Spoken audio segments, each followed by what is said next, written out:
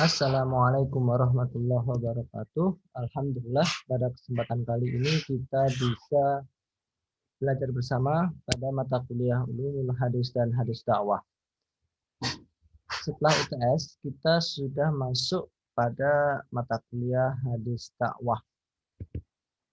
Nah, di hadapan kita sudah ada makalah dari KPI 2, kelompok 7. Hal pertama yang kita cek dari sebuah makalah adalah referensi atau daftar pustaka. Di sini harusnya daftar pustaka itu di paling atas ya, tidak di halaman sebelumnya. Jadi seperti ini. Jurnal. Oke, 1, 2, 3, 4, 5. Jadi ada 5 makalah. 5 referensi, maaf. Hal pertama yang perlu dikoreksi adalah font. Di sini harusnya menggunakan Times New Roman ukuran 12. Kemudian dalam daftar pustaka itu menggunakan hanging pada baris keduanya. Nah, seperti ini. Dan saya lihat masih banyak, ini harusnya spasi, masih banyak penulisan ini yang salah. Jadi di sini akan saya kasih warna kuning. Baik, ini berkenaan dengan referensi. Kata pengantar, ini harusnya tiap paragraf itu menjorok. Daftar isi sudah pas. Bab 1, pendahuluan. Satunya ini menggunakan I, bukan angka. Latar belakang, rumusan masalah dan bukan tujuan masalah ya. Tujuan masalah itu cari-cari masalah. Jadi ini tujuan penelitian atau tujuan penulisan makalah. Nah, jadi secara jumlah ini sudah sama dan sudah pas lah. Hanya saja tadi penulisan saja, bukan tujuan masalah, tapi tujuan penelitian.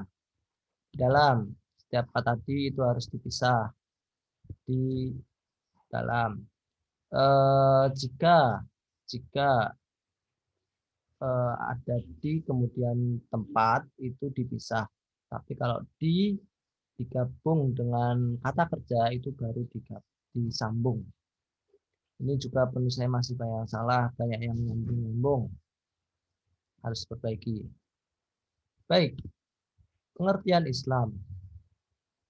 Dalam matan Arba'in Nawawi, an Abdurrahman ibnu Umar, an Abdullah ibnu Umar ibnu Khattab radhiyallahu anhu qala sami itu Rasulullah sallallahu alaihi wasallam yaqul buniyal Islamu ala khamsin syahad alla ilaha illallah wa anna Muhammadar Rasulullah wa iqamis shalah wa ita'iz zakah hajjil bait wa shaumil Ramadan.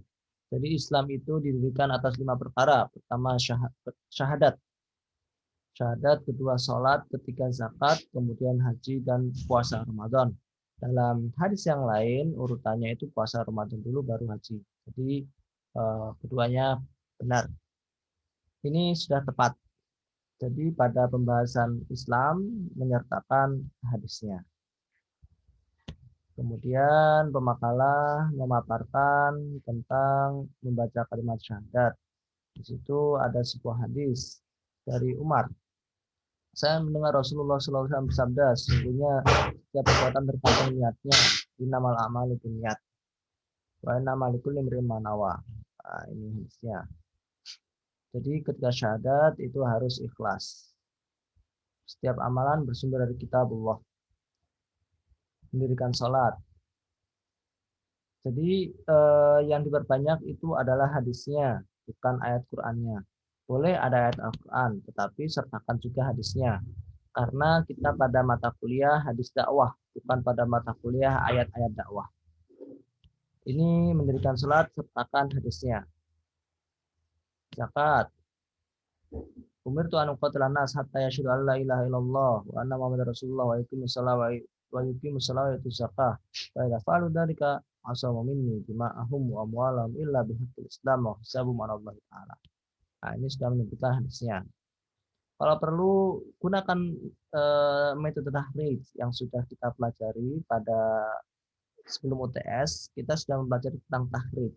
Jadi hadis ini terdapat dalam kitab hadis apa saja. Dalam Sahih Bukhari disebutkan berapa, Sahih Muslim disebutkan berapa, apakah ada dalam Sunan Tirmidzi, apakah ada dalam Sunan Nasai. Gunakan metode tahrij. Itu akan lebih baik. Baik, puasa. Ini ayat Quran, sertakan hadisnya. Haji. Haji ini belum ada hadisnya. Ayo sertakan hadisnya untuk presentator. Lengkapi dengan hadis. Pengertian iman. Ini ayat Al-Quran.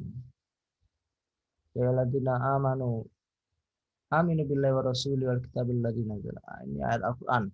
Ini juga tidak disebutkan surat apa, ayat berapa. Kemudian ke bawah. Nah, ini tidak ada hadisnya tentang iman.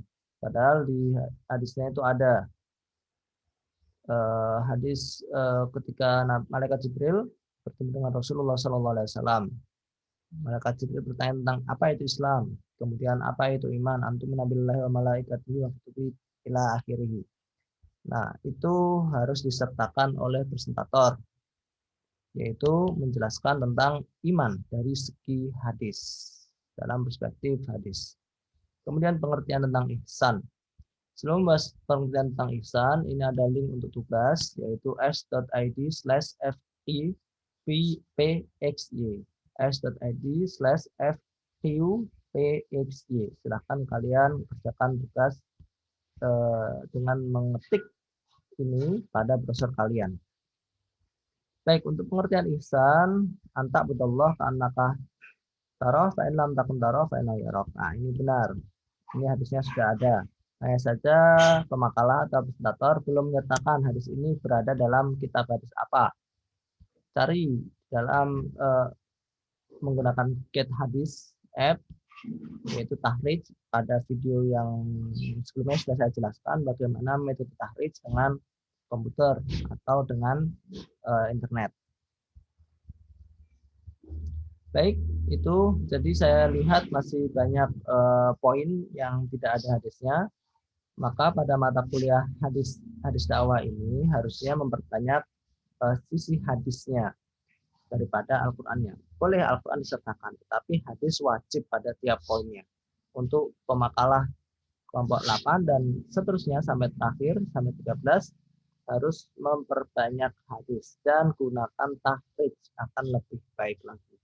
Jadi ada nilai plus ketika presentator melakukan tahrij pada hadis makalahnya. Baik, saya kira sudah cukup. Semoga bermanfaat bagi kita semua. Akhirul kalam. Assalamualaikum warahmatullahi wabarakatuh.